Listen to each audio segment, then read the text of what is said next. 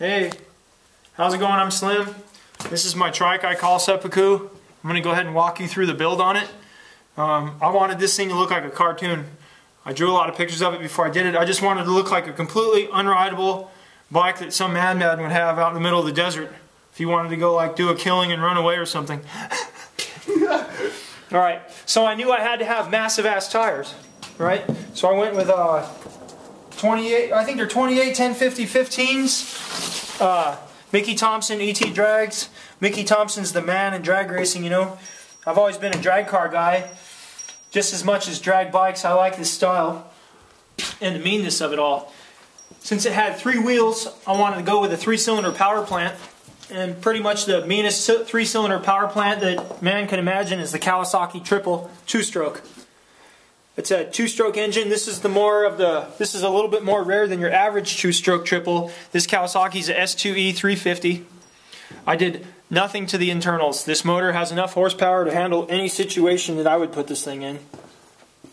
The tank has 3 petcocks on it. This started out as a Wassel.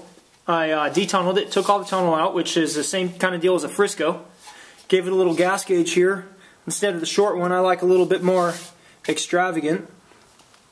So I did that, and in the fuel starvation department, if you were to run 1 petcock on one of these engines, I don't think it would flow. So I ran 3 petcocks to feed all 3 carburetors. Have a kill switch very close to your body here. This is the kill switch here. And because there was no area for kickstart in this bike is a pull start. You pull start it on this side.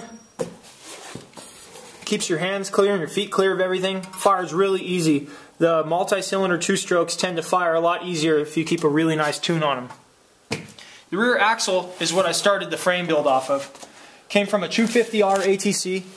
It's a live axle. This is not a good street unit. This would be just something to go fast straight or fast in the dirt.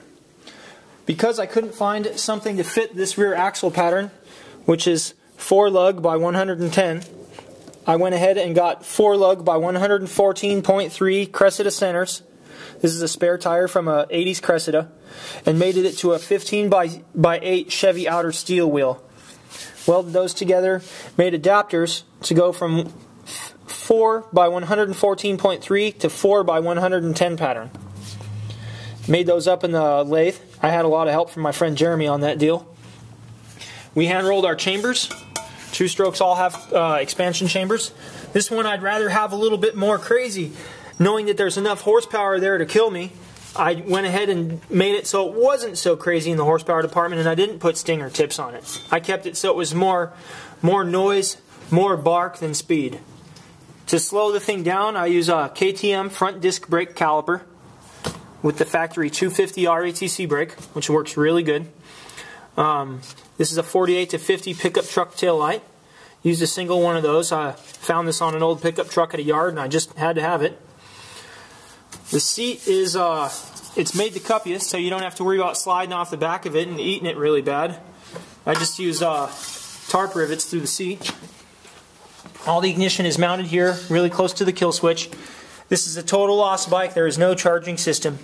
I like to use this for drag race use only on this bike. Hey bro, should I let him in? Is it? Yeah. Wait.